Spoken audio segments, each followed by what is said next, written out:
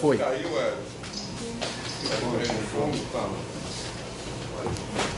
Então, bom dia a todos. A gente vai dar início à 100ª, então, defesa de dissertação da aluna Sheila, intitulada Permanência na Educação Superior Pública, um olhar dos alunos no curso de licenciatura de Matemática em duas universidades. É isso que está escrito na tela.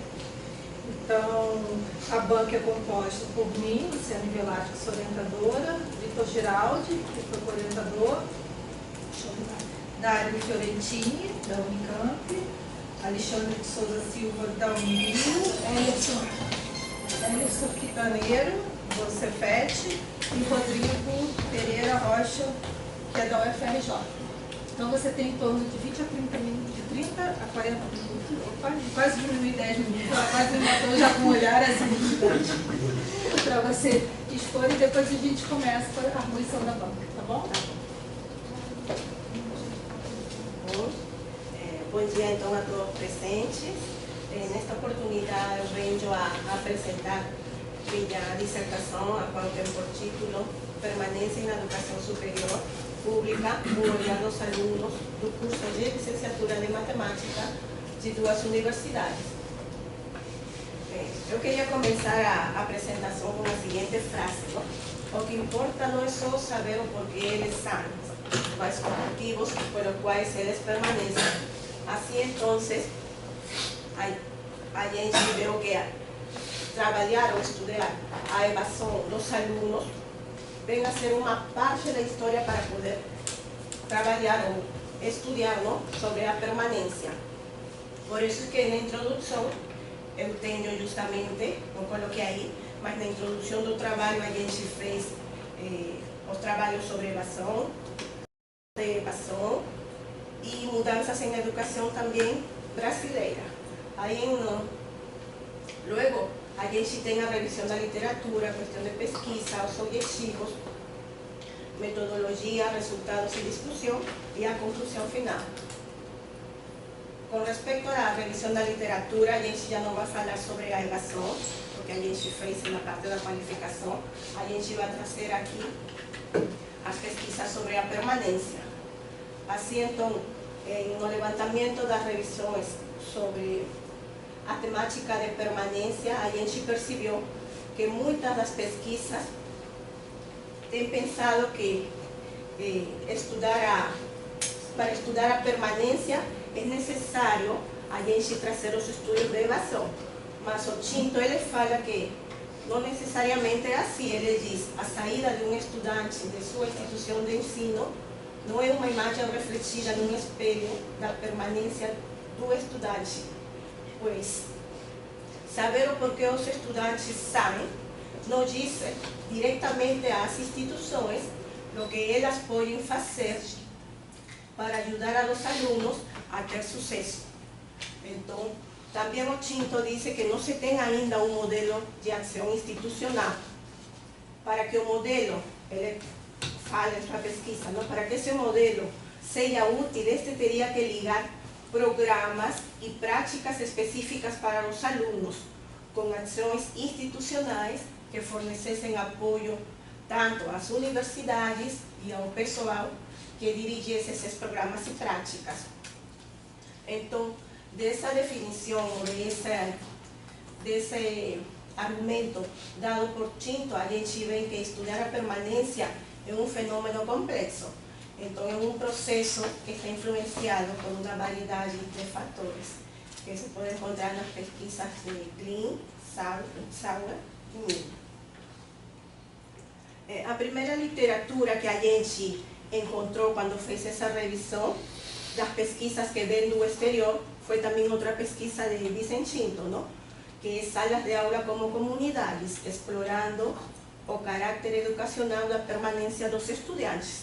Uma pesquisa do ano 1997, é feita em uma universidade estrangeira, e aí o pesquisador fala que teve como algo identificar qual é o papel que a experiência em sala de aula desempenha no processo de permanência dos alunos. E ele vê que nos resultados, esse papel se daria através do uso de comunidades de aprendizagem e de adoção das estratégias de aprendizagem colaborativa. Ele fez esse trabalho porque quando ele estudou em 1975 sobre a evasão, abandono, o título da sua pesquisa era Abandono no ensino superior, ele viu que não tinha tomado em conta como uma das variáveis para ver os motivos por que os alunos abandonam, ele não tinha tomado em conta a sala de aula. Então, anos mais tarde, ele viu que tinha muitas pesquisas que falavam da sala de aula, tinha muitas pesquisas que estavam também estudando sobre a evasão, a permanência, mas esses dois assuntos estavam indo em paralelo. E ele viu aí que era necessário estudar a permanência dos alunos, ou ver como se devuelven os alunos, mas em la sala de aula, ¿no? Que era o centro de toda atividade educacional dentro da instituição que é a universidade. Anos mais tarde, em 2003, ele já faz um trabalho sobre a permanência, aprimorando a permanência dos estudantes, conectando os pontos. E aí ele encontra 5 condições de apoio para a permanência, que são a expectativa, aconselhamento, apoio, envolvimento e aprendizagem.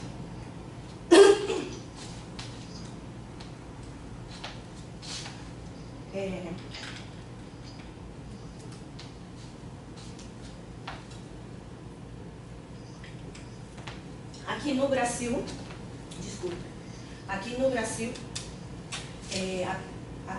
a temática sobre a permanência, tras a revisão da literatura, Szilagyi lo resalta en a pesquisa, que es una tesis, y ve que la permanencia, él la define como la resultante de diversos factores, ¿no? Que incluyen para estudiar la permanencia.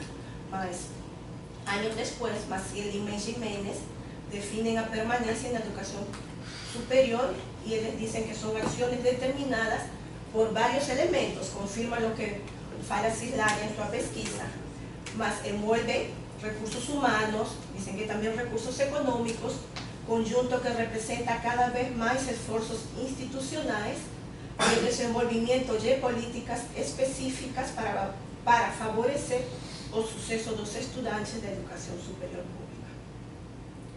Mas entonces, aquí en Brasil, Primão, es una pesquisa reciente de 2015, ella estudia sobre la permanencia y se da cuenta que las acciones que el Estado, los pesquisadores han tomado en cuenta son los estudios que siguen las orientaciones del Programa Nacional de Asistencia Estudiantil, ¿no? Que son penales, que se tiene como finalidad ampliar las condiciones de permanencia. Entonces, Primão nos dice que esas acciones ya han sido, ya tienen un progreso ya verdaderamente mediante esas acciones que en ese programa está envuelto en las áreas de alimentación, moradia, esas cosas, han tenido un progreso, más que no debemos considerarlas como únicas y exclusivas. Por eso ella dice así: en lo que se refiere a las políticas de permanencia instituidas, podemos observar que tanto el Estado, por medio de sus programas específicos, cuanto las pesquisas realizadas, no tocante a permanencia, estão centradas na realidade dos estudantes carentes, expresándose na defesa de uma assistência quase exclusivamente financeira, como se esse fosse o único fator ameaçador do docente em seu trajeto universitário, ¿no? Então, Primão ve assim, como que solo essas políticas foram direcionadas a um tipo de população só, e não hacia a população geral universitária, ¿no? Es por eso entonces que en nuestra cuestión de pesquisa a gente quiere saber cuáles son los factores que contribuyen para la permanencia de los estudiantes do curso de licenciatura en matemática das duas universidades públicas.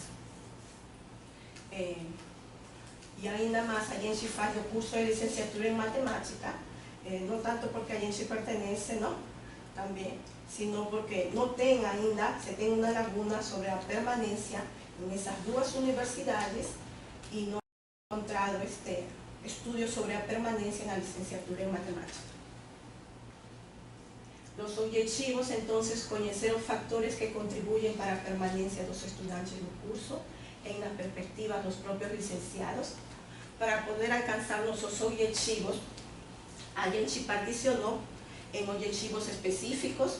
Primero quiso caracterizar o perfil dos alumnos en la licenciatura, luego identificar cómo se dio a escolha por el curso da licenciatura de matemática y identificar finalmente os factores que hacen que los estudiantes permanecerem nas disciplinas y no curso. A metodologia, que viene a ser nuestro capítulo 2. A gente abraçou para a metodologia a abordagem metodológica mista, ou seja, a gente vai utilizar a abordagem metodológica quantitativa e a abordagem qualitativa. Análisis, a pesquisa se irá aprofundar nas análises qualitativas. Los sujeitos para a pesquisa foram, os sujeitos convidados foram todos os alunos ingressantes ao curso noturno da licenciatura em matemática no semestre 2018.1 de dos instituciones de ensino superior. Ambas instituciones son públicas con ingreso por ICISU y son a Universidad UFRJ y a Unirio. Os instrumentos de coleta de datos, além do instrumento questionário, a gente precisou do auxílio da pesquisa de abordagem qualitativa. É por isso que no segundo passo a gente fez ou usou a técnica do grupo focal para conseguir nossos dados. E o método de análise utilizado para os dados, para a parte do questionário, a gente utilizou a análise descritiva. Para a análise dos dados textuais, a gente utilizou a análise de conteúdo de Bargen. E para auxiliar-nos com essa análise, já que a gente tinha muitos dados textuais, utilizou o software Iramutec, mediante a análise de similitudes. O instrumento questionário, que contém 20 perguntas, foi dividido em 2 blocos de questões. Na primeira, a gente queria conhecer o perfil dos estudantes, como ano de ingresso, data de nascimento, gênero, a ocupação, lugar de residência. No segundo bloco, a gente colocou 6 questões, 2 delas eram dicotômicas, outra era uma questão de múltipla escolha e outras eram perguntas de resposta aberta. Me desculpa.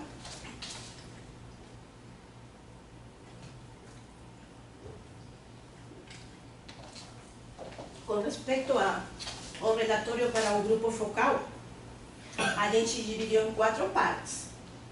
A primeira parte foi uma pergunta quebra-gelo, que a gente queria que os alunos se soltassem para a discussão.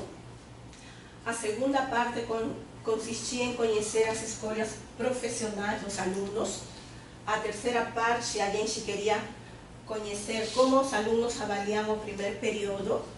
E a última e a quarta parte, a gente pretendia conhecer quais são os motivos que fazem que os alunos permaneçam no curso. O resultado da discussão no capítulo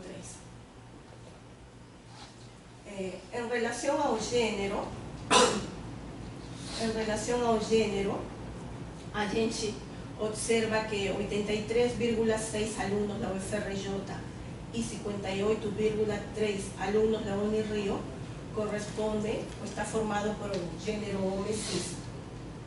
Esto nos vem a indicar, então, que o curso de licenciatura em matemática é feito na maioria por sujeitos homens, o que é reflexo no país, não? Porque você tem que a maior parte de professores de matemáticas que ensina no ensino médio são professores homens. Eu procurei uma pesquisa para assegurar se era certo, se não está número passado. Luego, com respeito à faixa etária,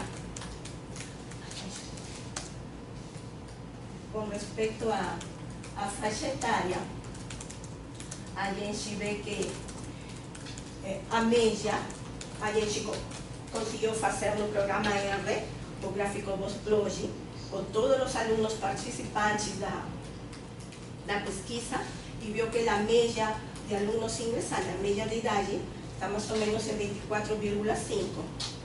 Y también es importante observar que se tiene una población de alumnos o una parcela de alumnos que con edades acima de la edad que uno costuma ver para alumnos calouros, ¿no? Por ejemplo, aquí el número 83, o participante, tiene 31 años, y el último participante que figura ahí tiene unos 60 y pocos años. Entonces, en la pesquisa tem una boa parcela de alumnos que están con idade más avanzada. Así entonces, con respecto a nuestros datos, 67,2 alumnos da UFRJ y 45,9 alumnos da Unirio son alumnos que están en la faixa etaria de 18 a 22 años. También a gente quería conocer a origen escolar, pues gracias a las pesquisas de expansión, a gente se ve que gracias a esas pesquisas, a las mudanzas que hubo con respecto a la educación superior y a un sistema de cotas, que tem muito más ingreso agora de alumnos da rede pública. Y podemos confirmar ahí que justamente 50,8 alumnos da UFRJ y 58,3 alumnos da Unirio provienen de origen o de escuela pública, en ese caso es que la pública estadual, ¿no? Mientras que de la pública federal también tiene un buen porcentaje ahí, ¿no? Tem 11,5 y 8. Mas si a gente junta cuántos vienen de escuela particular y cuántos vienen de escuela pública, vemos que verdaderamente, como dice Felicete Morosini, a mayor proporción de algunos egresos ahora son de la red pública.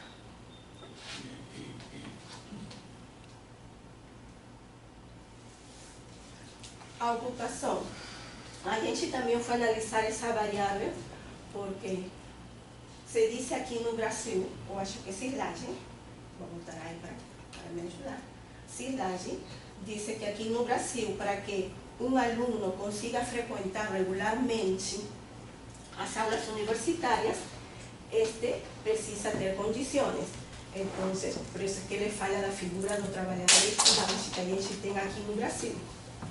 Y si a gente analiza solamente así, cuántos estudian y cuántos trabajan, vemos que en la UFRJ 32 alumnos se dedican a estudiar y como que 26 alumnos só trabalham. Mas se a gente faz a contagem geral, a gente tem que 40 alumnos trabalham y 39 alumnos das duas universidades estudian, ¿no? Entonces, se ve que, como dice la pesquisa de Cirlage, se tem aquí en Brasil la figura de ese trabajador estudiante. Con respecto ahora a si la primera opción do curso, la primera opción fue el curso de licenciatura, porque según las pesquisas de Gemaki y Sousa dicen que muchas veces los alumnos escogen un curso que tenga mayor facilidad en su ingreso. Otro pesquisador dice, no, los alumnos escogen los cursos que tengan de segunda opción debido a los puntos alcanzados. Mas aquí en nuestros datos, nuestros alumnos con los que trabajamos las pesquisas, vemos que ellos escogieron el curso como primera opción, ¿no? En ambas universidades vemos aproximadamente el 80%, su primera opción fue el curso de licenciatura, o que ven a debilitar esa idea de esos dos pesquisadores. A gente quería aprofundar un poco más esa información sobre la escolha do curso. Para eso la pregunta do relatorio que nos ayudó justamente fue a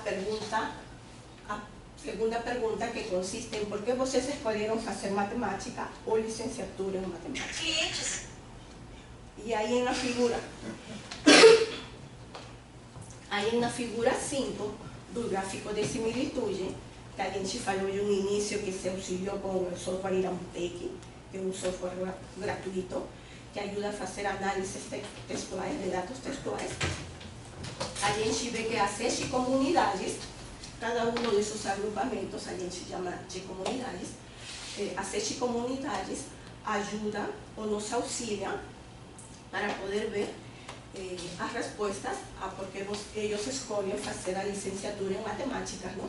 E temos que a palavra que mais ressalta, a que tem maior frequência com respeito a esta pergunta foi a palavra matemática, esta palavra de maior tamanho. Assim, entonces, con respecto a la información sobre la escolha del curso, los alumnos mencionan, a mayor parte de los alumnos en sí, yo solo trouxe aquí unos recortes, menciona que o professor, e nesse caso de matemática, porque a gente está falando do professor de matemática, é uma peça importante para a influência dos alunos, para a escolha sobre o seu curso. Então, por isso que você vê nessa fala do participante, que diz: acredito que foi por influência de meus professores de matemática. Também se tem outros depoimentos em que os alunos falam que eles escolhem o curso de licenciatura de matemática por o gosto que eles sentem do curso em ensino médio, outros por o prazer que sentiam a explicar aulas de matemáticas para seus alunos. Então, os depoimentos nos trazem justamente esses resultados, mas o principal eles falam que é por o professor. Mas no seguinte slide a gente vê, me faltou dizer que justamente essas falas afirmam o que diz Jimeno Sacristán em sua pesquisa, ¿no? Que os efeitos das ações realizadas em sala de aula pelos professores vão a permanecer nos estudantes, influenciando suas atitudes no futuro. Mas aqui, no seguinte slide, esse participante 3, além de dizer que ele sente essa afinidade por curso de matemática, porque ele gostou da matemática como foi ensinada no ensino médio, ele fala que às vezes essa escolha fica difícil por ser uma carreira pouco atraente. Quero dizer com isso que às vezes por a visão de inferioridade que tem a carreira com respeito a outras carreiras profissionais, ou também com respeito aos baixos salários, não? Que justamente a pesquisa de Lima e Machado ele fala, os baixos salários e as condições precárias são as principais causas relacionadas ao afastamento dos jovens da profissão docente. E outra variável também importante que colocamos é o apoio dos pais. Que Bardaggi nos diz que justamente em sua pesquisa o apoio dos pais ajuda na escolha dos alunos com respeito ao curso, não? E diz que essa escolha influencia grandemente na integração acadêmica, o que consequentemente sabemos ajuda na permanência. Com respeito agora à questão ou à pergunta sobre as variáveis de permanência que apresenta esta pesquisa, há perguntas que nos ajudaram a ter as respostas sobre esse questionamento. Foram a pergunta 1, qual foi a primeira impressão, que foi a pergunta quebra-gelo, e a pergunta 6, como eles avaliam o primeiro período. Os depoimentos trouxeram ações positivas, os problemas que excluíam ou poderiam obstruir tais ações, as queixas com respeito a uma ação, as expectativas que eles tinham, os estereotipos que formaram e a realidade percebida. Assim, então, para ajudarmos, como a gente tinha muitos dados textuais, já tínhamos mencionado, a gente se ajudou com o software Iramutec, e a gente fez, para a primeira pergunta como para a sexta, utilizou a análise de similitudes. Mas para a primeira pergunta a gente vê que as palavras que mais se destacaram com respeito a qual foi a primeira impressão em ingressar em uma universidade foram professores, universidade e curso. E de ellas, dessas palavras, se derivaram as seguintes palavras: se sentiram bem acolhidos, foi diferente, foi positivo, boa impressão, tiveram dificuldade, e os alunos veteranos. Para a pergunta 6 também a gente fez uma análise de similitude, e viu que a palavra destacada foi professor matemática, como vocês avaliam o primeiro período. E isso foi porque quando a gente estava, o moderador fez a pergunta como vocês avaliam o primeiro período, os alunos começaram a avaliar os professores. Então o moderador teve que intervir e falar, não necessariamente tem que avaliar, ele disse como avaliam o primeiro período em geral, não só ao professor. Por isso é que surgiu a pergunta, que foi como vocês avaliam o primeiro período, pero com respeito às disciplinas. Por isso que aí se vê as palavras que mais ressaltaram foi curso e disciplina. Porque os alunos começaram sem nadie perguntar sobre o professor, eles começaram a avaliar o professor. Mas não foram nota mal que deram, a maioria, as duas universidades falaram 9, 9.5, por exceto algumas coisas que eles identificaram, mas não está aqui. Foi boa a nota que receberam, professores. Aí, finalmente, então, de todos esses dados, fazendo o análise, a gente viu, primeiro obteve 15 categorias, como foi sugerido por o professor, vou falar o nome, o professor Rodrigo, que a gente tinha muitas variáveis, então falou, há que juntar essas variáveis e há que deixar em 3 ou 4 variáveis que vão ser suas categorias. Pelo que a gente fez, eu obteve as seguintes 3 categorias: acolhimento, aprendizado e estratégias de ensino, que seriam as categorias com suas respectivas composições. Aí eu trago agora umas falas com respeito à categoria acolhimento. E se vê que na categoria acolhimento, a maior parte dos alunos declara que eles gostaram como foram acolhidos, como foram recebidos esses primeiros dias de aula. Também eles falam que les chamou muito a atenção as atitudes positivas dos alunos veteranos, ¿no?, que figura aqui. E também les chamou a atenção e foi declarado como positivo o bom relacionamento que eles tiveram com o professor. Justamente já se tem pesquisas que falam, como a de Austin e Tinto, que dizem que a proximidade com colegas e professores na vida da universidade ajuda na integração acadêmica e social do estudante, aumentando a probabilidade de que eles permaneçam. E, por outro lado, Arruda e Bueno nos dizem em sua pesquisa, se se tem um mau relacionamento com um docente, esse pode ser um fator altamente desestimulante para que o aluno continue no curso. Então, como esse acolhimento ajuda muito a esses estudantes a permanecerem. Com respeito à segunda categoria, que é aprendizado, temos que os depoimentos tanto do aluno da UFRJ como o aluno da Unirio, eles declaram que ficaram muito surpresos com as ações do professor, ¿no?, no primeiro semestre. Diz, o primeiro impacto que eu tive na primeira semana foi bacana. Os professores de primeiro período se dedicaram. Então, essas atitudes do professor, como disse o participante 3, foi o que lhe motivou muito mais a ele a que se apaixone por a matemática. Então, essas atitudes do professor ajudam, ¿no?, no início do semestre. Mas a gente também vê que esse desinteresse do professor, muitas vezes, como quando o aluno menciona que ele faz uma pergunta e ele não se liga, já está confirmado.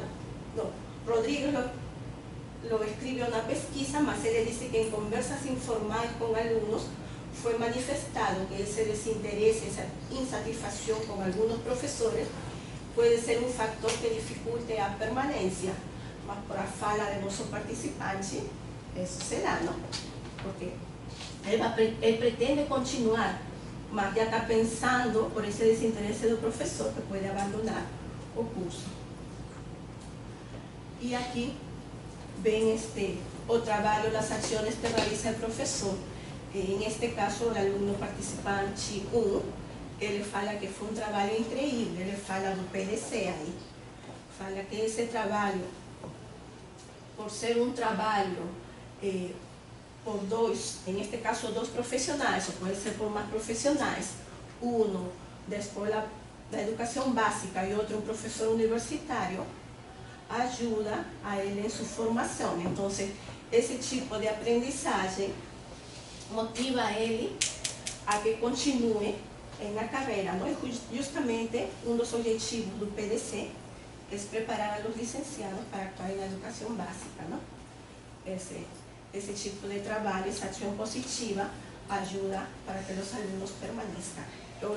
Eu coloquei isso na categoria aprendizado. A última categoria dessa estratégia de ensino, os alunos percebem que tem professores que não se restringem a mostrar só os conteúdos,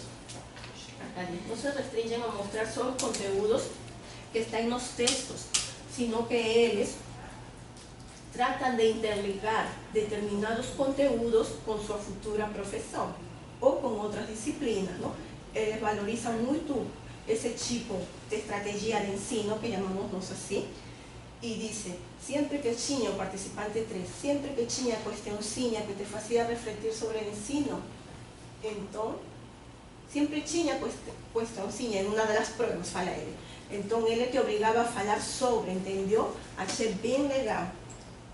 E já tem pesquisas também que dizem que o fato de que os conteúdos de algumas disciplinas estejam diretamente relacionadas com a profissão exerce impacto positivo na permanência dos estudantes. Os alunos tendem a permanecer nos cursos que promovam a aprendizagem. A gente encontrou essas variáveis, essas categorias, sem haver feito a pergunta, por que vocês permanecem. Mas quando a gente, que foi nossa última pergunta do relatório, o moderador disse aos alunos, por que vocês permanecem no curso? As respostas deles são que porque têm um sonho, porque gostam, porque têm um objetivo por cumprir. Então, dos depoimentos, a gente consegue observar que os alunos veem na formação profissional que eles podem alcançar seus objetivos, seus sonhos, não? E justamente Tinto também menciona que se o aluno tem o comprometimento suficientemente elevado, quer concluir a universidade, isso vai afiançar sua permanência, não? Mas então, finalmente, a sugerência também de um professor foi que a gente teve duas impressões.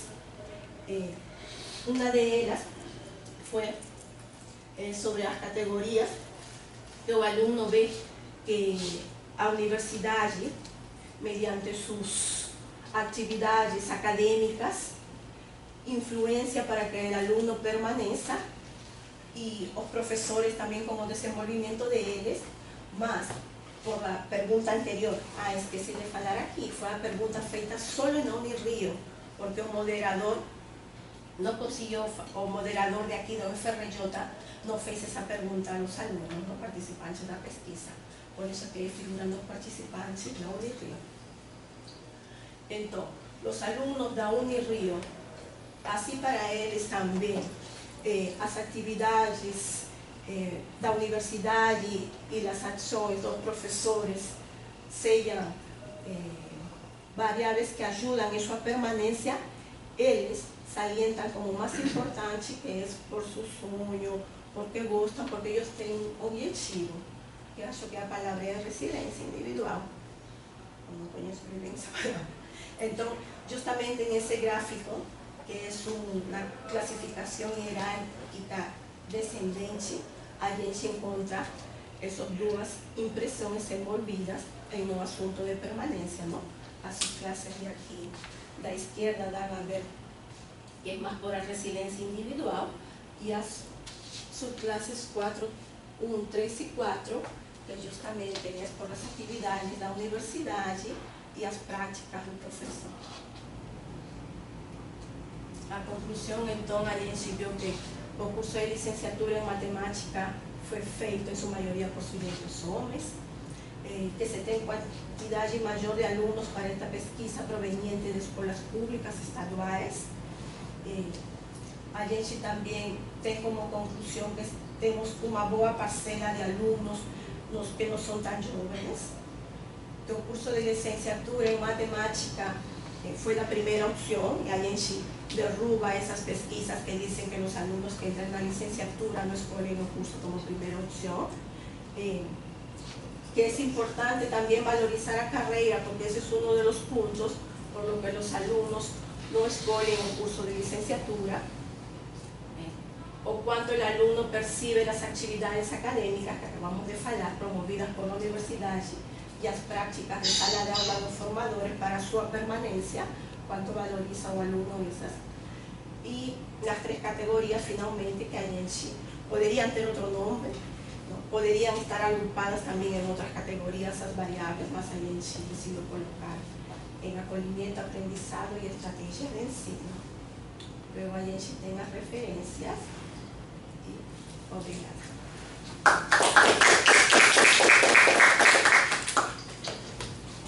Obrigada, Sheila. Vamos sentar aqui? A gente tem que sentar também. Obrigado, Daniel.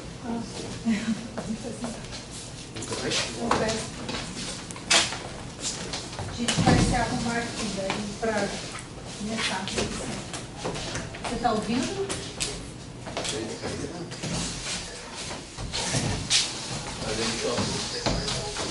A gente só É está só um ajeitando. minuto para a gente se ajeitar aqui as cadeiras.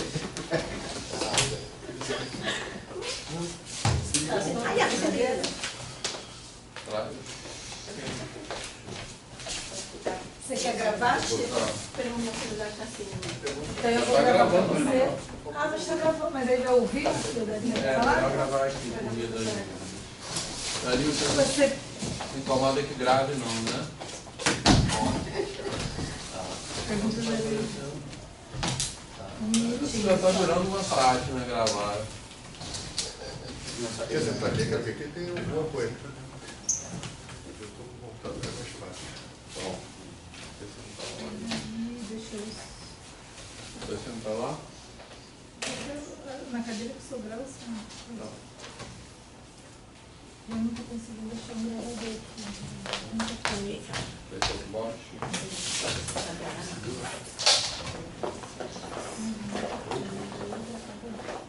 Qual é o seu? Eu não consegui achar essa coisa. Será que é o Samsung? Não. Acho que eu achei. Isso aqui. acho que não teria bom ficar mais pertinho, dá uma olhada no e-mail daí. Eu tenho aqui. Então, para você.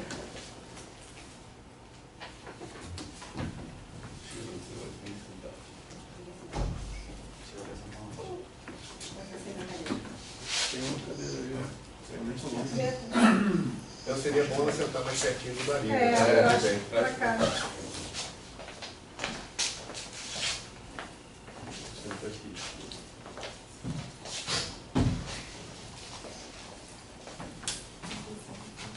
A gente vai dar início a essa segunda etapa da admissão. E aí a forma que vocês acharem melhor, Dari. Se você faz as perguntas e ela responde, ou se a gente faz de uma forma de conversa mesmo. Aí o que vocês preferirem, tá bom? Ok, eu acho boa também a ideia da conversa. Sim. Pode interromper, então. Eu que começaria ou Você que é o mais externo, comece. Luan, abaixa só um pouco a tela. Realmente quero agradecer a oportunidade de voltar agora após a classificação. Foi no início desse ano. Mas Sei lá quanto foi. Mas agora veio o trabalho final da Chile.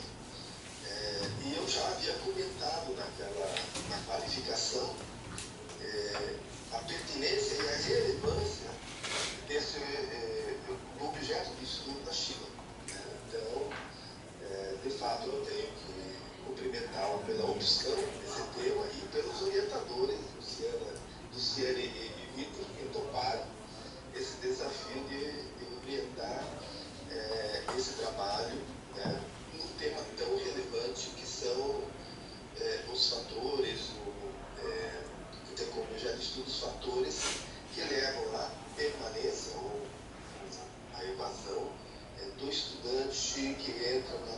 licenciatura em matemática. E eu percebi que houve, da qualificação para a defesa, um salto qualitativo, né? Aquela ideia de fazer paper foi abandonada, me pareceu aqui, mas ela está presente, acredito eu, após a conclusão do trabalho. Né? Então, mas foi, eu acho que muito pertinente essa opção de não colocar já em forma de paper, principalmente no mestrado, que é um. Acho que caiu.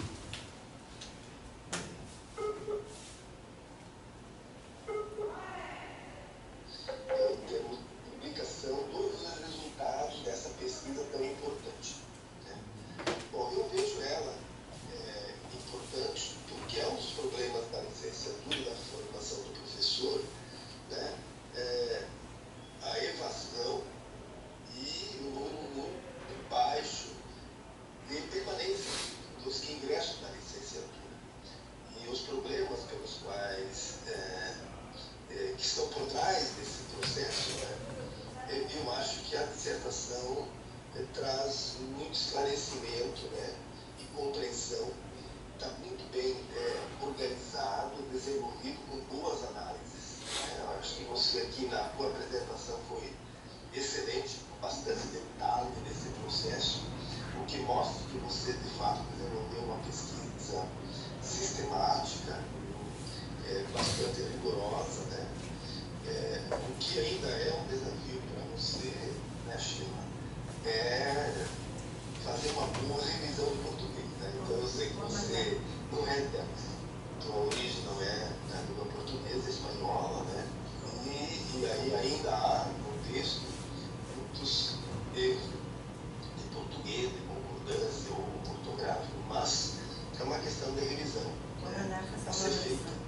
Então, eu pretendo, na minha fala, talvez contribuir um pouco para essa formatação final ou essa consolidação final da tua dissertação e, principalmente, visando talvez alguma publicação que, inclusive, eu gostaria de dar alguma contribuição nesse sentido, porque eu gostaria de ver publicado um artigo em que coloca fortemente em questão os resultados dessa pesquisa, mostrando para a comunidade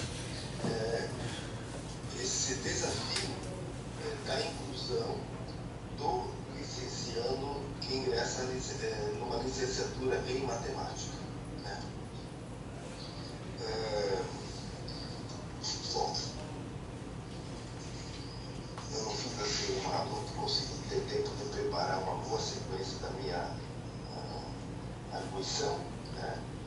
Mas eu queria destacar a introdução muito pertinente quando você traz a sua trajetória acadêmica, né? Que se aproxima muito desse objeto. Eu acho que a tua história, né, Sheila, é uma história de alguém que lutou muito para conseguir concluir a licenciatura em matemática. E depois eu gostaria que você respondesse uma questão já onde você pudesse comparar um pouco a tua trajetória de, digamos assim, de permanência no curso de licenciatura com a história desses professores, desses futuros professores que você investigou. Como é que você vê, você consegue, o que eu gostei no teu trabalho é que você traz uma problemática que você viveu, que você, em sua trajetória, ela foi bastante importante e fundamental, né? E você, a partir da literatura, de uma revisão de literatura bastante pertinente, desconstruiu um pouco algumas imagens que você tinha disso. Eu gostaria que você até fosse mais, pudesse falar um pouquinho dessa desconstrução que você mesmo foi percebendo ao longo da sua pesquisa, né? E como você pode agora fazer um paralelo, uma comparação. Você viu que há semelhança, há diferença entre a tua trajetória e a trajetória desses estudantes que você investigou. Você poderia dar mais respostas? sobre um pouco isso agora. Eu fiz a carreira na graduação, não foi a licenciatura em matemática, foi o bacharelado. Então, os professores não tinham muita essa didática na formação. Por lo que eu consegui terminar, eu acho, a carreira, que foi a matemática, que elas chamam de matemática pura, foi justamente por esse objetivo, comprometimento que falaram os alunos da Unirio. Porque eu tinha a ideia que com a formação profissional eu poderia conseguir meus sonhos, poderia... porque eu gostava também da carreira, como falam os alunos, porque gostam, porque tem um sonho, porque a gente tem um objetivo. Porque meus professores dos primeiros cursos, eu conto aí, acho na minha pesquisa, que a gente ingressam 50 alunos, no final do primeiro semestre ficam 10, 15 alunos. Da minha promoção, eu fui a única aluna esse ano, que foi 2013, 2014, que conseguiu a titulação. Daí o resto de alunos ou mudou de carreira, ou ainda não culminou o curso, por justamente a atitude dos professores, não? E a universidade não teve esse acolhimento que tem aqui em Unirio para os alunos ingressantes, que eu acho que ajuda muito para que o aluno continue na carreira. Mas foi mais por meu objetivo, meus sonhos, não? Bom, então, eu tenho aí, digamos assim, muitos pontos em comum e há aspectos diferentes, como você coloca, algumas ações da instituição ou dos próprios professores, de uma prática mais de integração ou de inclusão, que eu vou discutir um pouco isso, pegar isso como um eixo principal da minha arguição. A questão investigativa e os objetivos, para mim, estão muito bem claros, né? Quer dizer, quais são os fatores que contribuem para a permanência dos estudantes no curso de licenciatura destas duas universidades, né? Eu acho que agora ficou um pouco mais clara a justificativa destas duas, pelo contexto e pela proximidade, já que a Luciane é da Unirio e o Vitor é da UFRJ, né? E compreender como se dá esse processo de permanência, né, no curso de licenciatura. É claro que quando você olha apenas ou prioritariamente a permanência, você vai pegar sujeitos que já têm um certo histórico de sucesso, né? Então, quando você fez os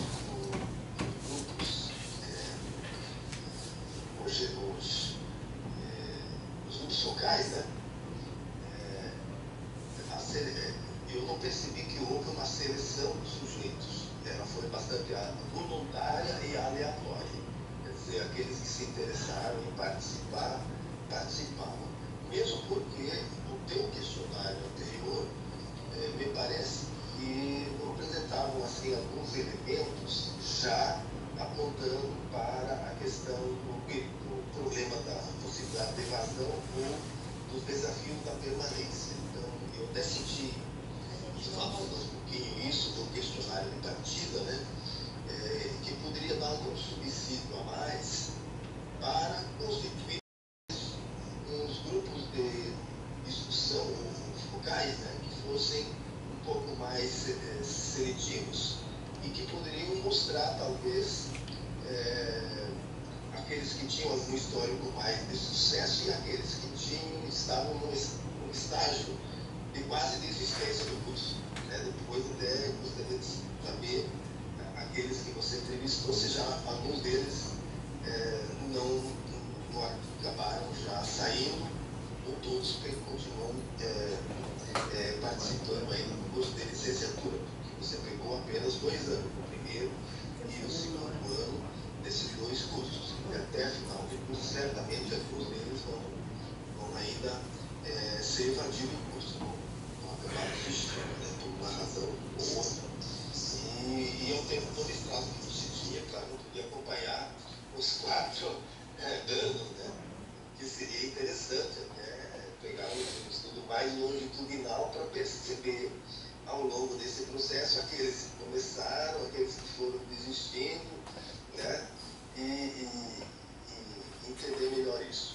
Bom, a literatura que você pegou, então as questões dos objetivos são muito pertinentes, me pareceu assim, conhecer os fatores, a gente já tinha discutido bastante isso na qualificação e tínhamos validado esse teu objeto de estudo. A literatura que você tomou, né, é bastante pertinente e contributiva. Então, aí tem um mérito, eu acho que Pinto foi uma referência fundamental, mesmo porque ele, a partir de seus estudos, também foi evoluindo, né, foi tendo uma mudança no modo de ver e conceber esse problema, né? E você traz com muita pertinência, sobretudo nas páginas 42, 43, né?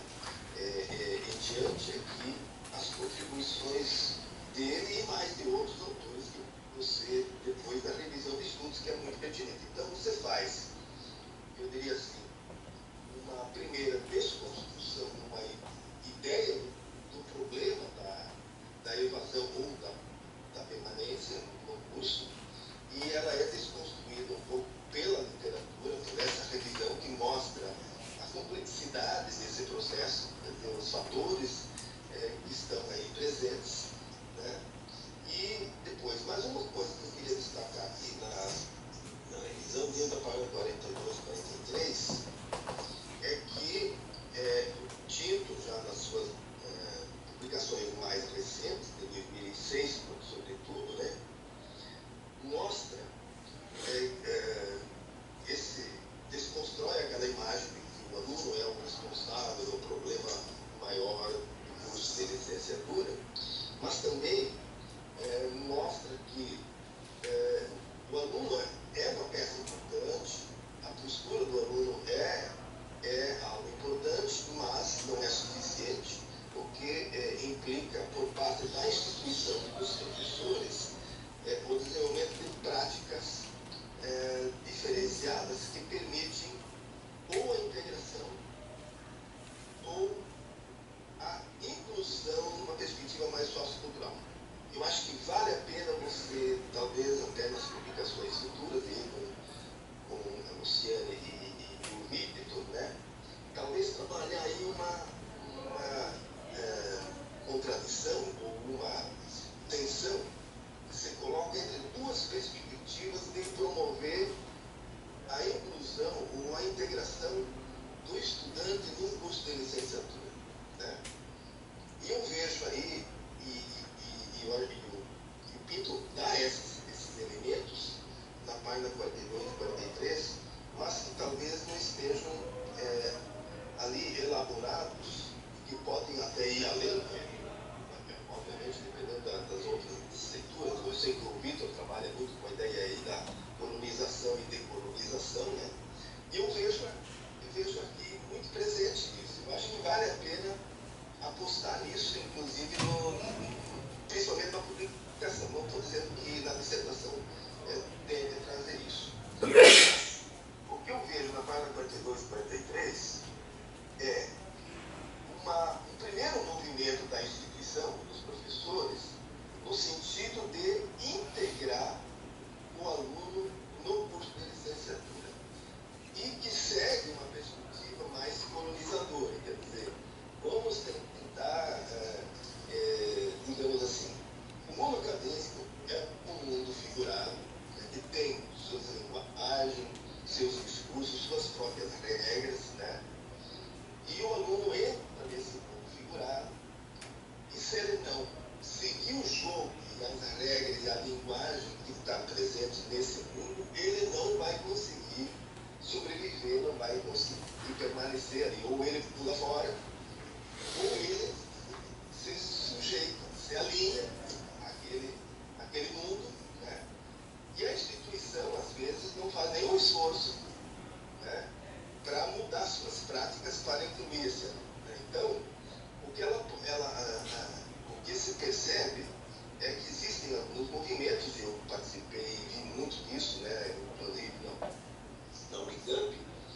porque você tem algumas disciplinas introdutórias que vai treinar um pouco o aluno para dominar aquilo que é mesmo tendo um paradigma ainda do exercício, dominar essas sintaxes, esses procedimentos que são próprios desse mundo figurado, e o aluno tem aí uma forma de integração.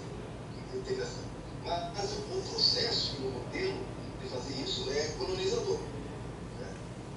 Você não abre mão das suas práticas na universidade, e o aluno é que tem, digamos, se quiser sobreviver, ele vai ter que se sujeitar a essas regras tais quais estão aí postas já muito pela tradição acadêmica. Né? Então, há um processo aí de, não chamaria tanto de inclusão, mas de integração dentro do curso. A outra perspectiva é promover uma ação mais de interação, de decolonização, como é que o Vitor aí tem chamado, né?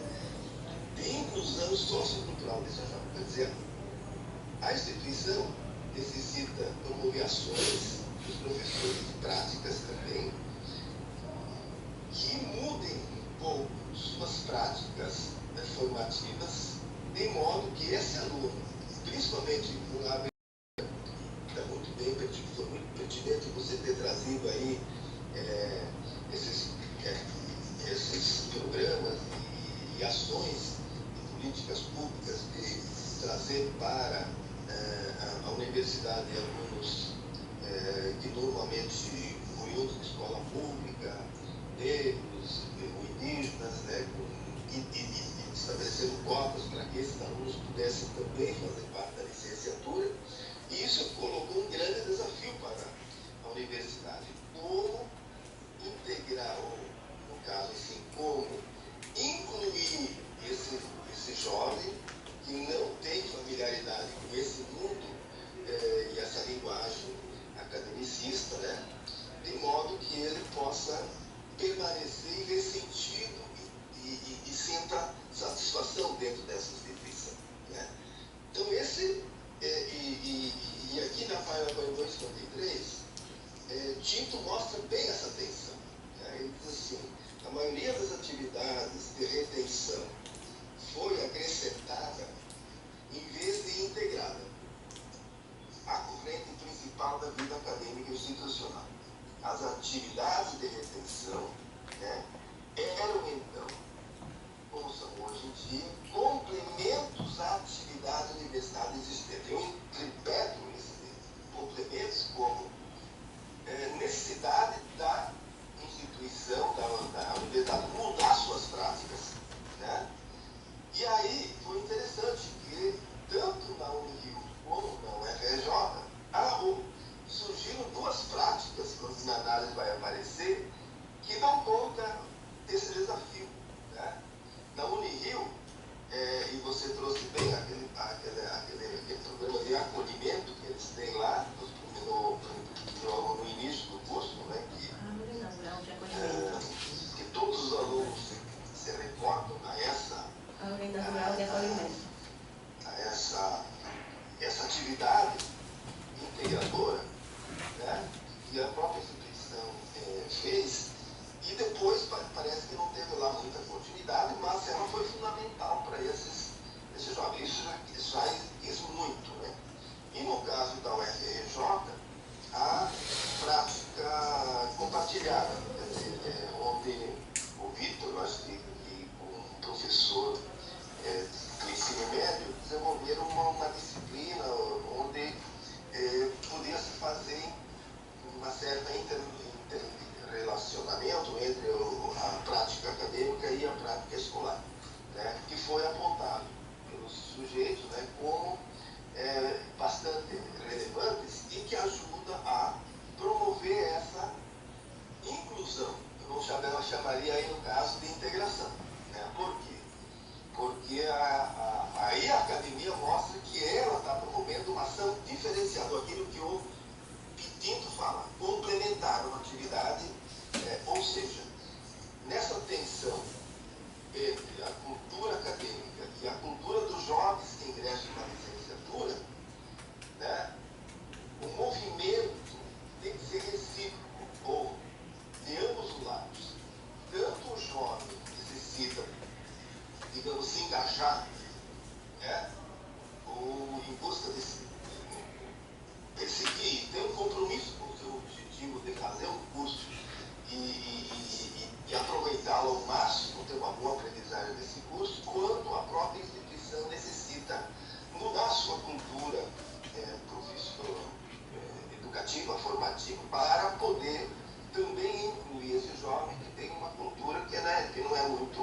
digamos assim, alinhada à perspectiva acadêmica. Então, esse movimento deu para perceber que existiu nas duas instituições.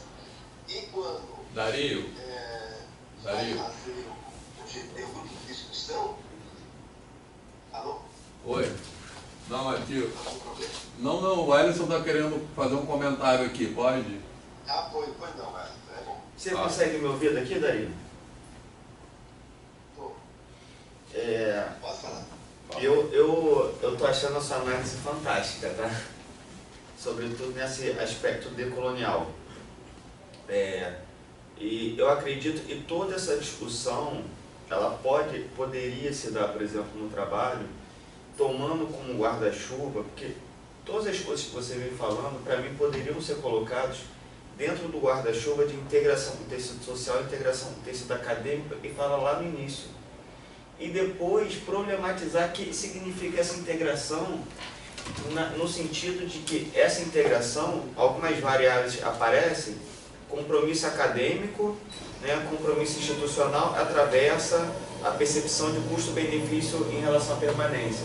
Então, o que o Dario está falando, eu acho que é muito importante e significativo, porque sempre que fala dessa integração, parece o vetor do sujeito para com a universidade.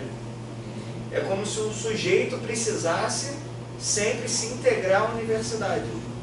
Por um esforço só dele. Por um esforço dele, e por isso eu acho que politicamente é muito... Eu acho que tem que, todas as vezes no texto que fala da resiliência, eu acho que tem que tomar muito cuidado político, porque às vezes o próprio aluno é levado a acreditar que o único responsável pelo insucesso dele é ele. Então, eu acho que tem que... Isso. Eu conheço, eu vivo aqui, por exemplo, no IMEC, né? Na época que eu fui coordenador aí, da licenciatura, né? Do curso da licenciatura, todo mundo colocava a necessidade do aluno ser responsável. Eu não fiz, não se tem envolvimento da própria instituição nem promover a inclusão dele. Ele não estuda, não trabalha, não se debruça em cima das questões e, portanto, tem que ser eliminado mesmo.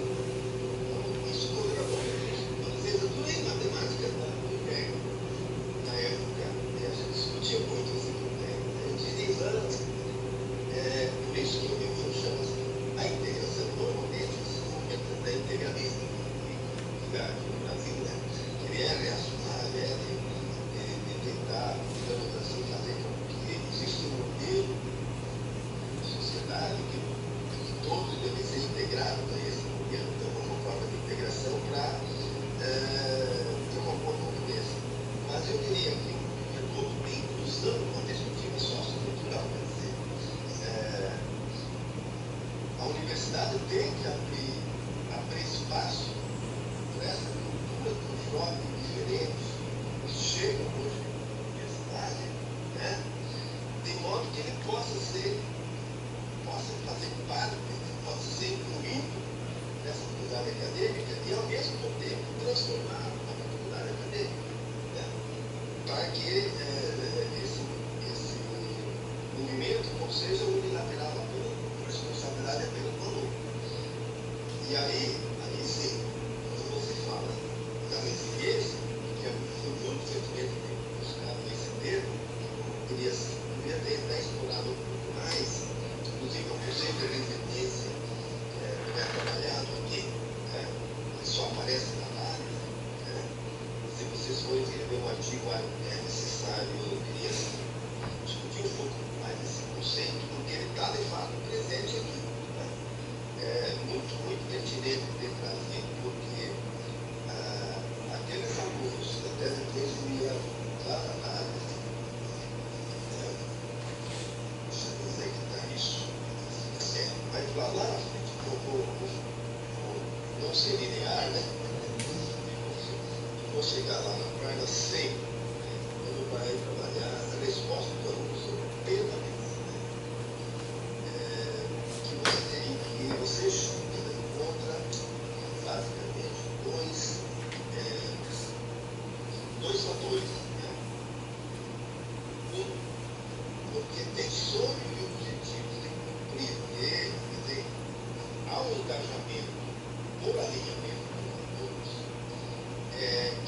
apesar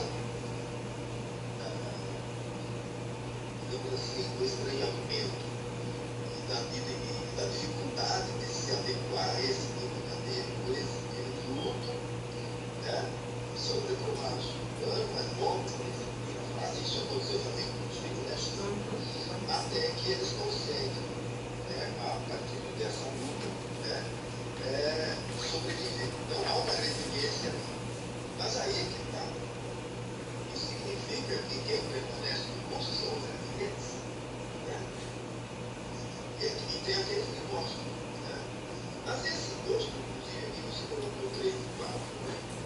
Quem tem sonho e objetivos são 3 e porque gosta são 4. Na verdade, eu penso que também participante químico, ele diz assim, tem aquelas horas que às vezes você leva um sono tão pesado que tu pensa, cara, por que eu estou aqui?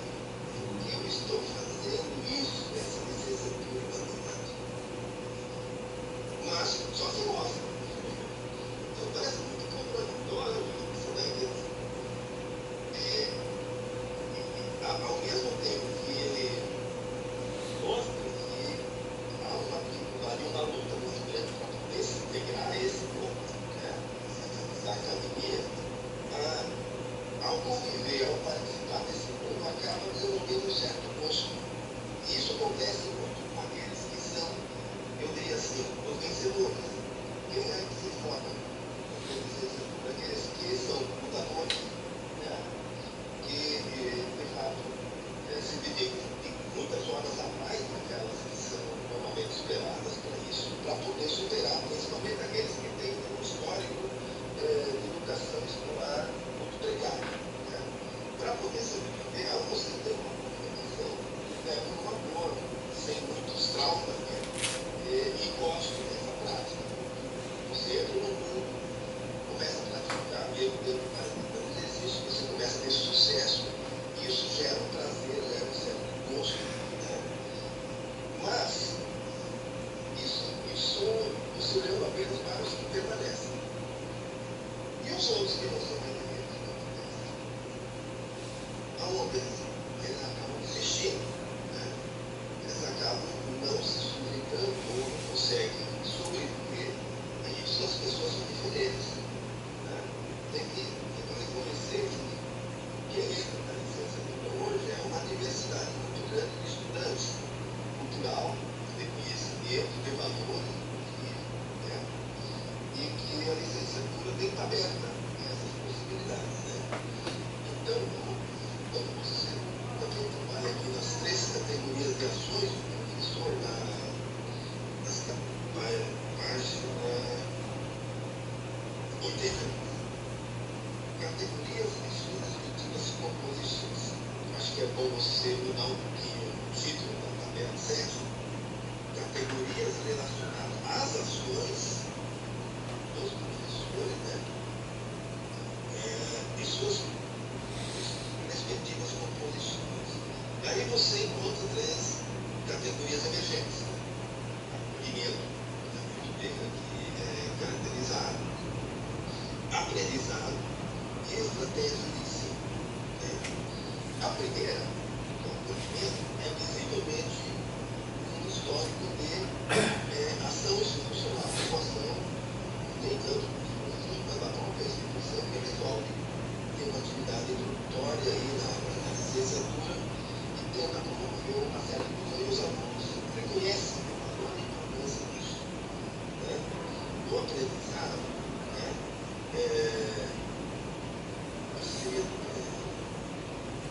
Você destaca algumas atividades, né, da aprendizagem efetivamente contínua. O aluno, ao participar de uma atividade, ao se engajar, conseguir esse engajamento, de modo que ele possa se sentir pertencendo a uma comunidade de prática, né, e que ele consegue produzir se é reconhecido a sua prática e a sua evolução dentro da comunidade, ele passa a ter um certo prazer, né, E isso gera um aprendizado, que é o de saber fazer as coisas que aquela comunidade faz e é reconhecido pelo que ele faz. E as estratégias de ensino podem contribuir, ou não, para que esse aprendizado possa ocorrer. Então, há uma boa interrelação entre os dois. A análise é que você não mostra essa interrelação de coisas que poderiam estar tanto no aprendizado quanto na estratégia de ensino, né? Mas o que eu senti falta aqui, uma outra, que é uma ação institucional do ação do aluno. Essas ações, esses três aqui são muito fortemente marcados por ações dos professores, por ações didáticas. Mas a ação institucional, que depois tutoria está no acolhimento, né? E também as ações do aluno, que é buscar aquela perspectiva do sujeito que se engaja, dizer, quando você vai fazer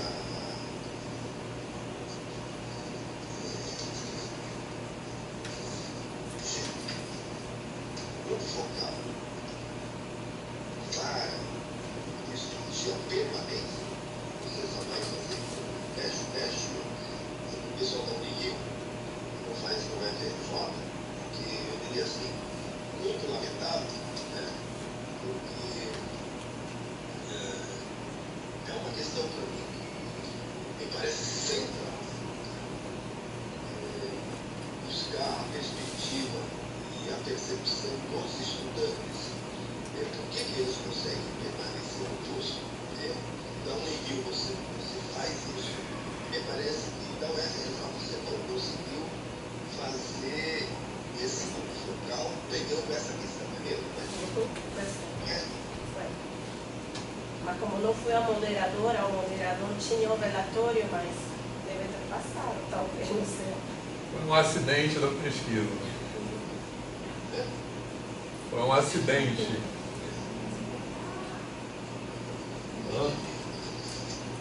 Foi feito ou não foi feito? Não, fala mais A alto. pergunta não foi feita, não, porque foi um acidente na pesquisa.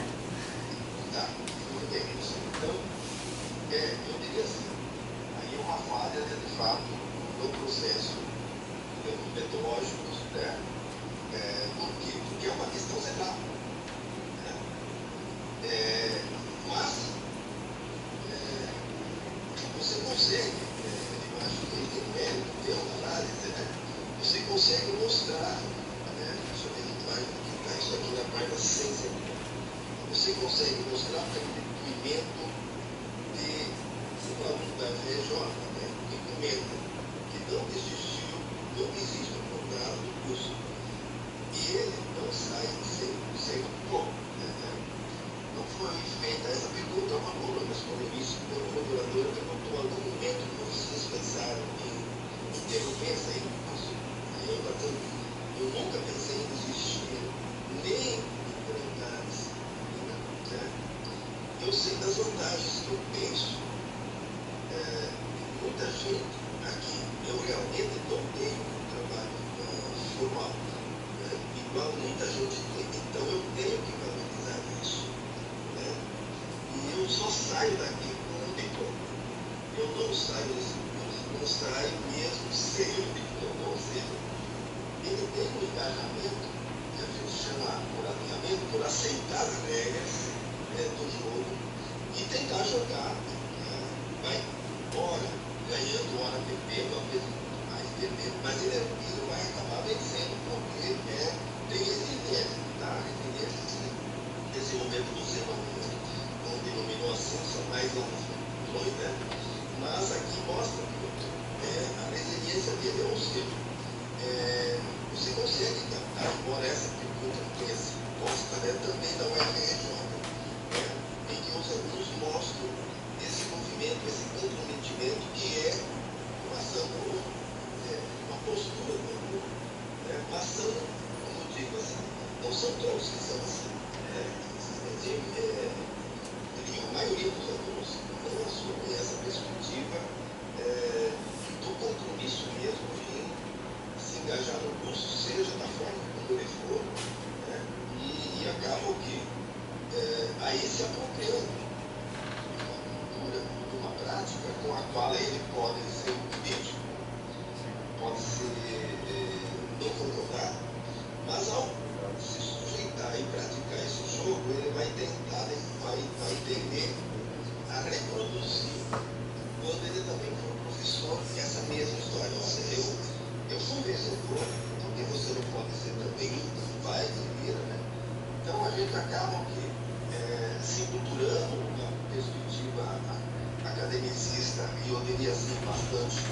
limitadora, né, restritivo do processo de inclusão, e acaba depois, talvez, os formadores, os professores, fazendo o mesmo movimento, né, e não procurando produzir práticas como, por exemplo, essas duas ações que foram bastante pertinentes e bem aproveitadas por você nessa pesquisa, que vale a pena dar esse destaque quando for publicar o trabalho. Bom, mas eu diria assim,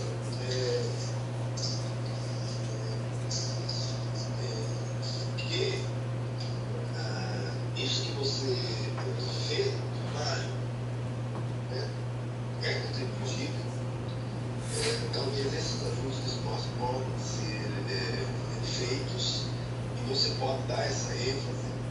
Eu estava sugerindo trabalhar essa tensão entre a integração numa perspectiva mais colonizadora, que é uma prática muito comum nas licenciaturas, e uma outra prática mais de inclusão sociocultural. Quer dizer, eu chamaria não de integração, mas de inclusão sociocultural, e que é a promoção de ações, né, a mudança das práticas da própria licenciatura, de modo que possa incluir esse jovem que tem muita dificuldade com essa forma de trabalhar a matemática, né, mais acadêmica, né, e aqui você tem pelo menos dois bons exemplos de que isso tem ocorrido no curso, né.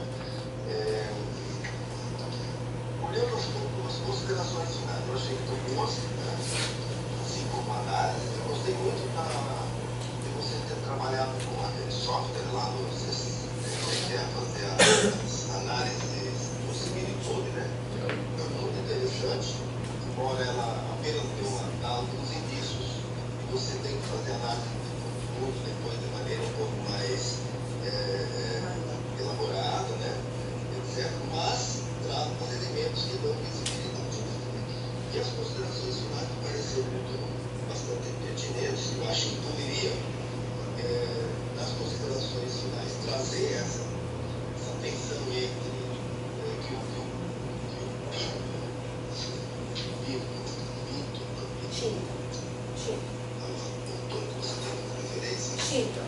Tinto, né? Faz, porque eu vejo que a sua tese, que não é uma tese doutrinária, mas você tem uma tese, né? E a tese é essa, a necessidade de um duplo movimento, né? Tanto quanto se dá no processo de licenciatura, quanto para a inclusão, mobilizar ações práticas diferentes para a inclusão desse campo. E eu acho que aí está a tua tese. E poderia pegar ela como base do eixo, digamos assim, para um narrativo, né, de vocês três. Fiquei muito feliz em ler esse artigo. Eu acho que ele traz muita contribuição para a comunidade. Né? E aí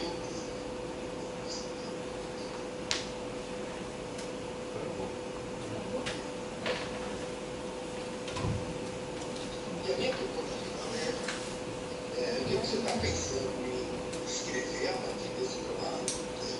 E como você dá continuidade a essa perspectiva de pesquisa, porque eu acho que ela foi feita com algumas limitações, eu diria, teológicas, que poderiam, eu acho, trazer um pouco mais desse movimento e o processo da licenciatura.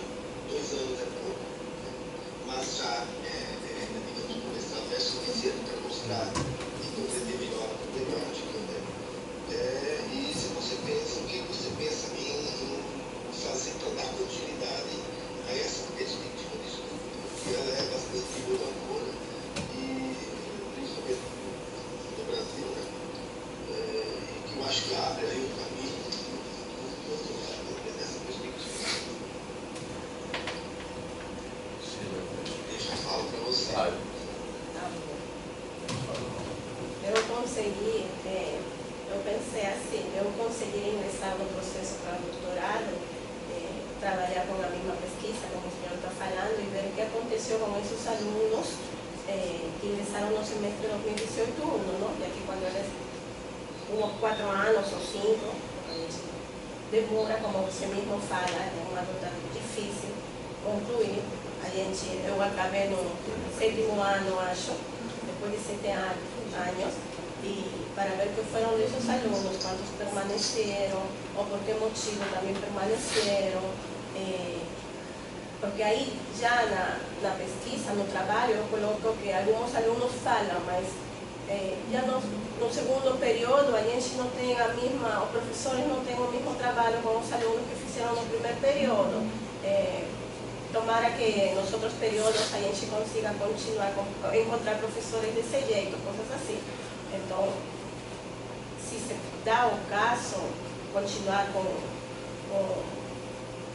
procurar os alunos e ver como que foi sua conclusão e que é o que eles pensaram sobre a universidade e porque eles continuaram.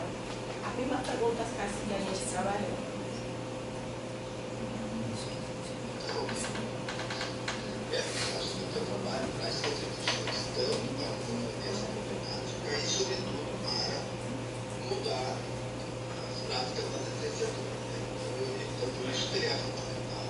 Por isso que não podemos publicar artigos de trabalho com o resultado desse estudo. Eu parabenizo você pelo trabalho e aos orientadores que foram bastante assim, sensíveis a essa problemática, né? E eu acho que tem muitos frutos aí a acolher a partir desse primeiro estudo, dessa perspectiva, né? Dá para abrir aí uma frente de pesquisa bastante interessante, e o meu doutorado é uma possibilidade disso. Eu acho que o doutorado é sempre uma oportunidade de você construir uma perspectiva de e abre o leque de possibilidades de outras pesquisas. Ok? Parabéns aí. Obrigada, professor.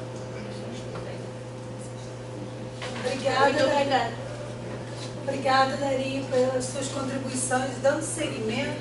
Só fazer um comentário. Dario, está me ouvindo? Estou ouvindo. Então, só um comentário bem rápido, porque de fato trabalhar com os que permaneceram foi uma opção consciente, né? Agora, pensando no trabalho da Sheila, né? Por ser uma dissertação de mestrado com tempo limitado, etc. Agora, pensando nesse trabalho inserido numa agenda de pesquisa mais ampla do grupo, que é o que a gente quer fazer, de fato, isso é uma parte, né? Então, acho que um próximo, a continuação, um pouco como a Sheila falou, ver como esses continuaram e, sobretudo, buscar os alunos que evadem. Porque isso, metodologicamente, é muito mais difícil, né? Você ter acesso a esses alunos. Mas eu acho que isso que vai dar um complemento, quer dizer, vai dar uma visão mais ampla que é importante para essa pesquisa, né? Pensando como uma agenda mais ampla, né? E também um cuidado que a gente tem que ter quando a gente fala da permanência e da resiliência, sobretudo, é não escrever de forma que abra espaço para um discurso meritocrático. De falar, tá vendo, esses são... Então, o que a gente quer defender na pesquisa é o contrário disso, né? É a responsabilidade institucional, etc. Né? Mas na hora de escrever um artigo, sobretudo, a gente tem que ter esse cuidado, né? De não falar, não ficar uma coisa assim, tá vendo, esses que são bons mesmo que ficam, entendeu? Que não é o que a gente quer argumentar, né? É isso.